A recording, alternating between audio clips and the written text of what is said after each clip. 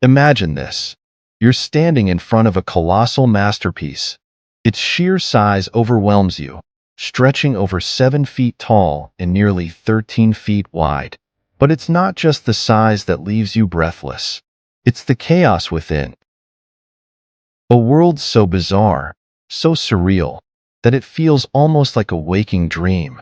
On the left, the serene and idyllic Garden of Eden, where innocence reigns and Adam and Eve are found in harmony with nature. On the right, an unimaginable hell, a chaotic and horrifying realm of suffering and torment, filled with grotesque figures and unimaginable punishments. But it's the center of the painting, the strange, haunting middle ground that draws you in. Strange creatures, human-like figures in twisted ecstasy, bizarre fruits, and endless temptations, all woven together in a scene that leaves you questioning reality. This is the Garden of Earthly Delights by Hieronymus Bosch, and it's been puzzling the world for over 500 years. But here's the real kicker. Tucked into this seemingly chaotic work is a strange, eerie melody, a piece of music embedded in the very flesh of a tortured figure. Yes, you heard that right.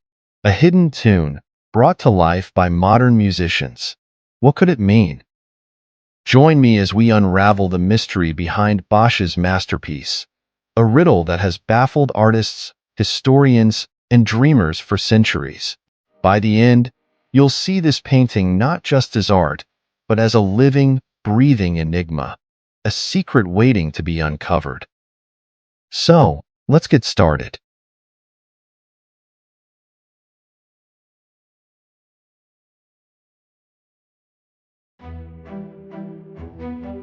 To understand the painting, we first need to understand the man behind it, Hieronymus Bosch. Unlike Leonardo da Vinci or Michelangelo, who were obsessed with human anatomy and realism, Bosch painted nightmares, grotesque creatures, and dreamlike visions.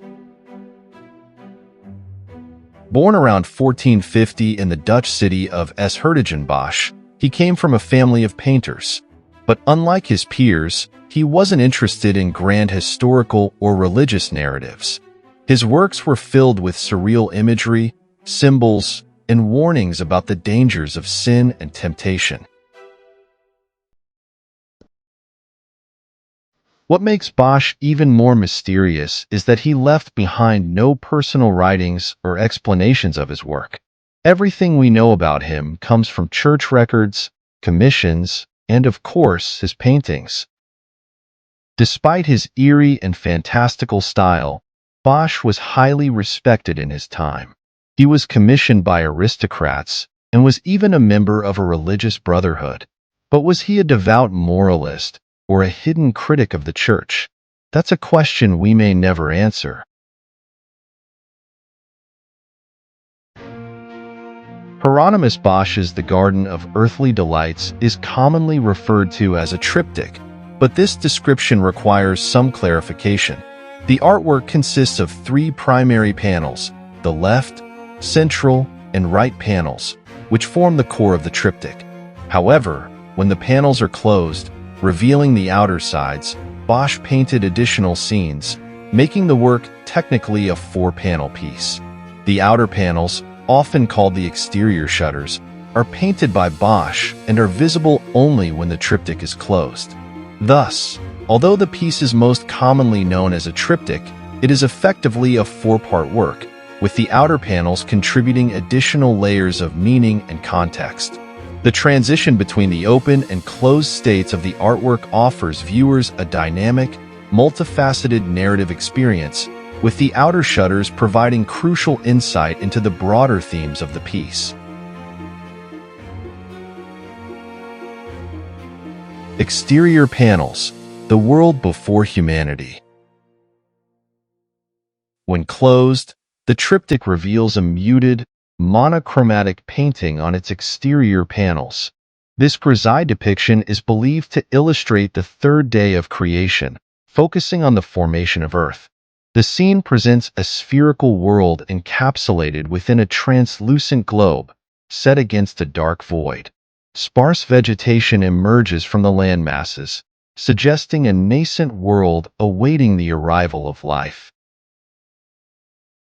In the upper left corner, a diminutive figure of God holds an open book, symbolizing the divine word. The inscription above, which translates from Latin as "He spoke, and it was done. He commanded, and it stood fast," emphasizes the omnipotence of God in the act of creation. The subdued tones and minimalist composition of the exterior contrast starkly with the vivid and chaotic scenes inside, perhaps serving as a contemplative prelude to the unfolding narrative of human folly and its consequences. Left panel, the Garden of Eden. Upon opening the triptych, the left panel introduces us to the Garden of Eden, capturing the moment of Eve's creation. God, depicted in a youthful form, presents Eve to Adam, who appears entranced by her presence.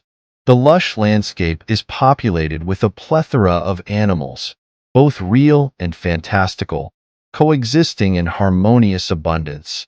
A prominent feature is the peculiar fountain-like structure at the center, often interpreted as the fountain of life. Its intricate, almost mechanical design has led some scholars to view it as an alchemical symbol, representing the unity of opposites and the mysteries of creation. Notably, an owl peers from within a cavity of the fountain. In medieval iconography, owls were commonly associated with darkness and evil, suggesting the latent presence of sin even in this paradisiacal setting. This subtle inclusion hints at the impending fall of man, foreshadowing the themes of temptation and transgression. The diverse array of animals, including unicorns, elephants, and hybrid creatures, further enriches the scene's symbolism. Some interpretations suggest that these exotic beings represent the untamed aspects of creation, while others propose they embody moral or spiritual allegories. Central panel, the Garden of Earthly Delights. The central panel, from which the triptych derives its name, presents a sprawling, surreal landscape teeming with nude figures engaged in a myriad of activities.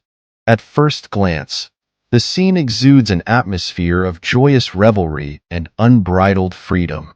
Clusters of people interact with oversized fruits, particularly strawberries, which in medieval symbolism often signified the fleeting nature of earthly pleasures. This abundance of fruit may allude to indulgence and the ephemeral satisfaction derived from sensual experiences. Interspersed among the human figures are enigmatic structures and fantastical creatures. Glass-like spheres encase some individuals, resembling alchemical vessels, which could symbolize the fragility of pleasure or the entrapment of the soul by worldly desires. The landscape itself is dotted with peculiar edifices and formations, blending organic and inorganic elements in a dreamlike fashion. This surreal environment challenges the boundaries between reality and imagination, inviting viewers to ponder the nature of human desire and its consequences. Interpretations of this panel vary widely. Some scholars view it as a depiction of a utopian world untainted by sin, while others argue it represents a hedonistic existence leading humanity toward damnation. The ambiguity of the imagery allows for multiple readings, reflecting the complexity of human nature and morality. Right panel, the Hell. The rightmost panel plunges into a nightmarish vision of hell, serving as a stark counterpoint to the preceding scenes. The vibrant hues give way to dark, infernal tones, and the composition becomes densely packed with grotesque and torturous imagery. Central to this chaotic tableau is the Tree Man, a haunting figure with a hollowed torso supported by spindly, tree-like limbs. His body houses a tavern-like scene, where damned souls partake in macabre revelries, oblivious to their dire circumstances.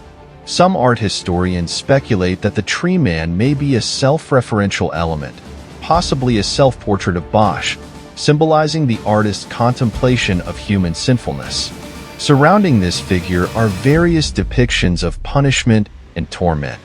Musical instruments, often associated with harmony and divine order, are here transformed into tools of torture, perhaps critiquing the misuse of art for sinful purposes. A particularly fascinating detail in Bosch's Hell panel is the musical notation inscribed on the backside of a tortured soul, often referred to as the butt music.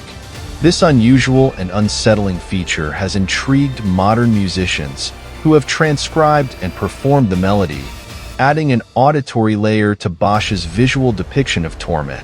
This musical element deepens the painting's exploration of the relationship between sight and sound, while also highlighting the perverse transformation of beauty into suffering within the chaotic and nightmarish landscape of hell. The Hell panel encapsulates the culmination of humanity's moral descent, illustrating the dire consequences of a life devoted to hedonistic pursuits. It serves as a grim reminder of the perils of succumbing to temptation and the inevitable judgment that follows.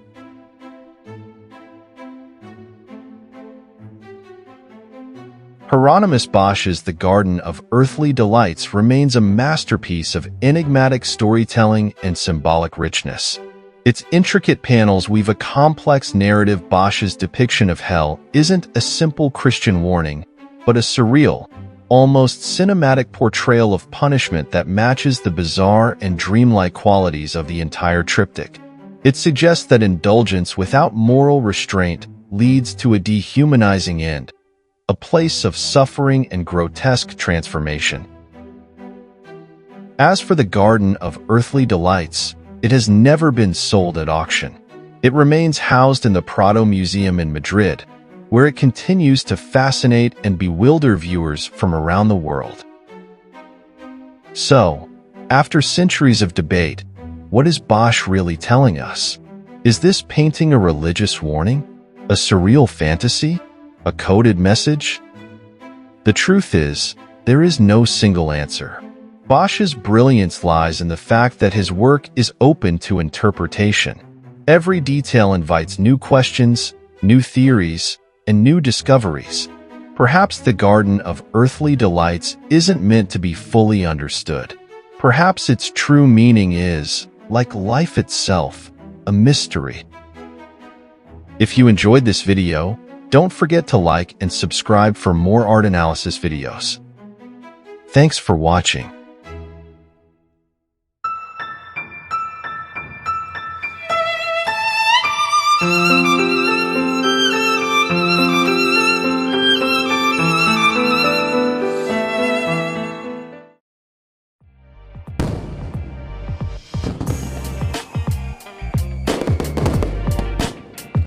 Thanks for watching.